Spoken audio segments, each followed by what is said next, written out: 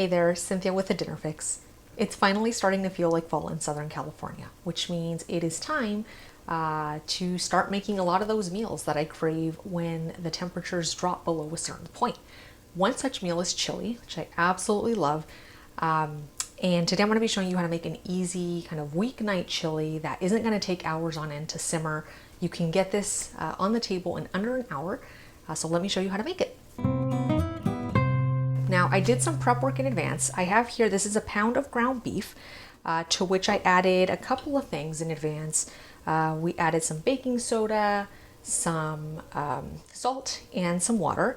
Just stirred this up and then allowed this to rest for 20 minutes. And the reason we do this is because it's going to ensure that your meat is nice and tender. So that I did in advance to save us some time.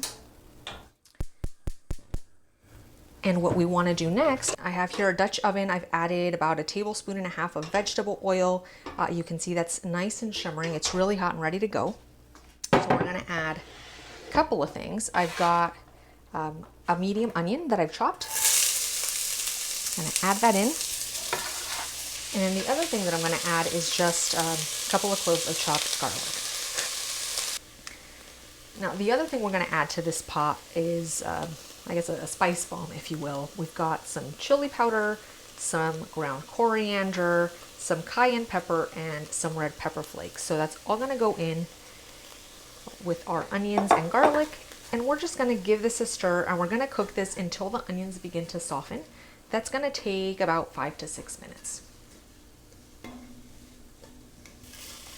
right, so it's been about 5 minutes. As you can see, our onions have softened up quite nicely. A fond has begun to develop on the bottom of this pan.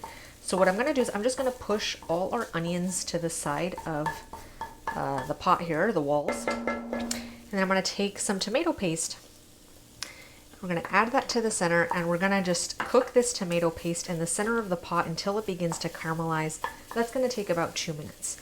And this is really our secret ingredient and what's going to enable us to get the flavor of a chili that's cooked for a couple of hours in about 20 minutes of cooking time. So you don't want to leave this tomato paste out. All right, that looks pretty good.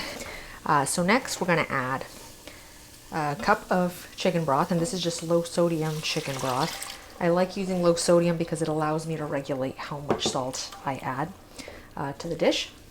And then we're going to add, this is a 28 ounce can of diced tomatoes, and they're liquid. So we're just going to pour that all in. And then the last thing we're going to do is add 3/4 teaspoon of kosher salt. We're just going to stir this all in so it's nice and incorporated, and we're going to bring this to a simmer. All right, with this simmering, it's time to add our beef, which has been patiently waiting for us. So what I like doing is I just kind of like taking, I don't know, it's maybe 2-3 inch scoops of meat and just kind of plopping it in there. Now this isn't going to stay whole like this. We will be breaking this up as it cooks. What I'm trying to do is handle the meat as little as possible, because that's going to ensure a really tender meat at the end. So we'll kind of just plop this in here. We're going to cover this with the lid and let it cook maybe for like 5 minutes, just until the meat starts to brown. And then what we'll do is we'll take a couple of forks and just kind of shred the meat, or kind of pick the chunks of meat apart into smaller chunks using those forks. And we'll repeat that process a second time. All right, so that looks pretty good. Just gonna clamp a lid on this, and then we'll take a peek in 5 minutes. All right, so there go the first 5 minutes. Let's take a look. So you can see the meat has started to brown in parts, but obviously not cooked all the way through. Not that I would expect it to be after 5 minutes. But what you're going to do now is you're going to take 2 forks, and you're just going to gently kind of start to pry the big chunks of meat into smaller kind of chunks, just like that. And let me just say, this smells really, really good already, even though it's only been cooking for a few minutes. All right, so that looks pretty good. We're gonna repeat that process one more time, if you recall. So I'm just gonna clamp the lid back on and give that another 5 minutes before we repeat the process.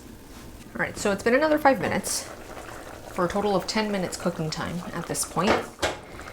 That's simmering away Smells really, really good. So what we're gonna do now is we're gonna take our forks again, and we're just gonna finish kind of breaking up these bigger chunks of meat into kind of smaller bite-sized pieces.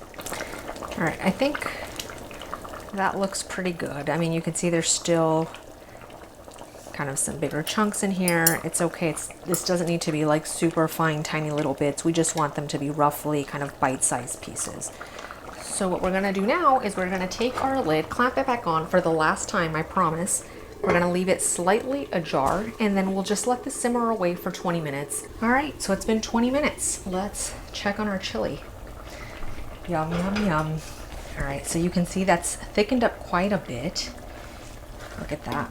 Yum, yum, yum. All right, so we have one more ingredient to add to this. We're gonna add some beans. Now I have here, these are northern beans that I drained and rinsed.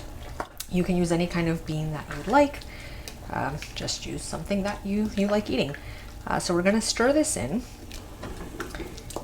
And then we're just gonna let this continue to simmer uncovered for about 10 minutes, and we're just doing that so that the flavors kind of melt together. This would be a really good time to assemble any toppings that you intend to use for your chili. So I'm gonna go ahead and assemble that, and then we're gonna taste. All right, so it's finally time to taste our chili. As you can see, this is thickened up really nicely. All the flavors have melded together. So what I'm gonna do is I'm just gonna take some of this chili and ladle it into our bowl.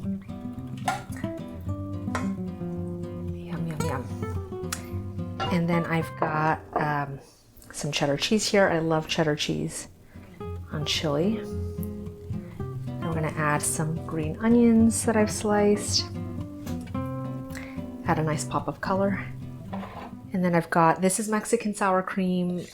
If you're using sour cream, you could use whatever sour cream you like. This is just what I typically have on hand.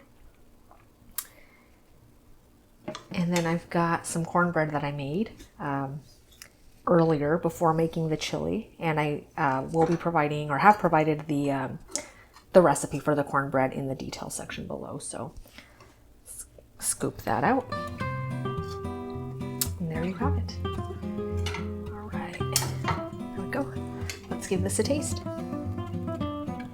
Let's get a little bit of the scallion, a little bit of the cheese, sour cream, get it all in there.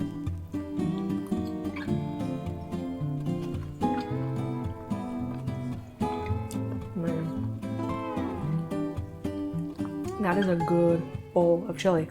This tastes like it's been cooking on a stovetop for a couple of hours at least. And this cooked for 30 minutes. Let's get a little bit of that cornbread. To me, cornbread and chili, match made in heaven. I'm gonna keep eating. But I do encourage you to make this one at home, and I would love to hear what you think once you've made it. Until next time, thank you so much for watching. Enjoy.